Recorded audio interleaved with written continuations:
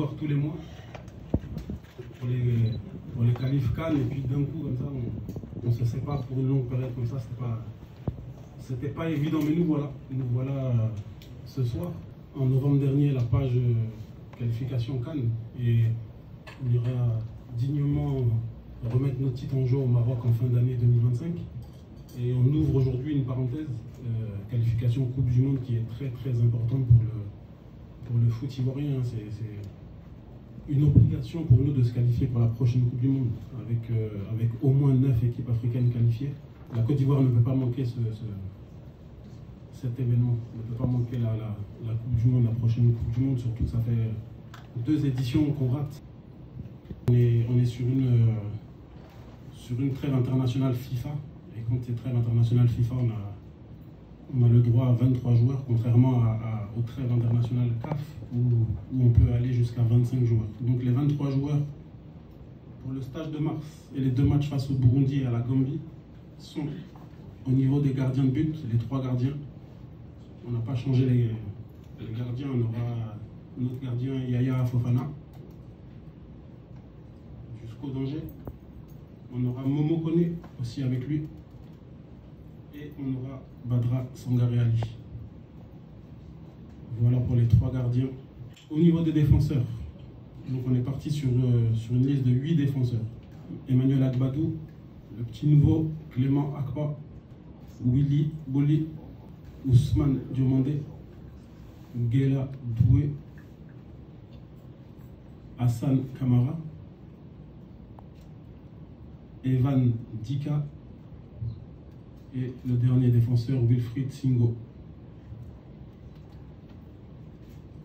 Voilà donc au niveau des défenseurs. On arrive maintenant sur les 5 milieux de terrain. Jean-Eudes Aoulou. Un retour aussi, Jean-Philippe Bamin. Franck Caissier. Un autre retour, Ibrahim Sangaré. Et Ahmed Junior Traoré. Voilà pour les milieux de terrain. On finit avec nos attaquants. Simon Adingra, Bayo Vakoun, Oumar Diakité, Evan Guesson, Jean-Philippe Crasso, Sébastien Allaire et Nicolas Pépé. Voici la liste des 23 joueurs retenus pour le prochain rassemblement de la Côte d'Ivoire.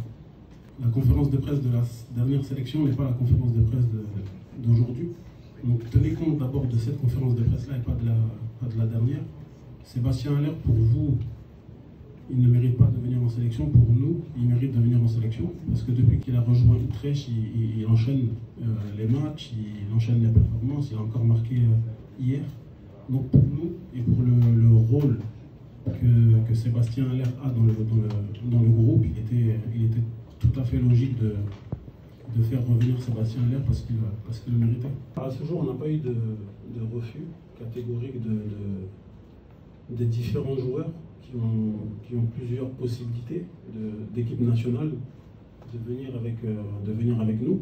Vous en avez cité 2 aujourd'hui, il y a encore une liste qui est très très longue, avec qui on échange, avec qui on discute, avec qui on a fait part de notre projet.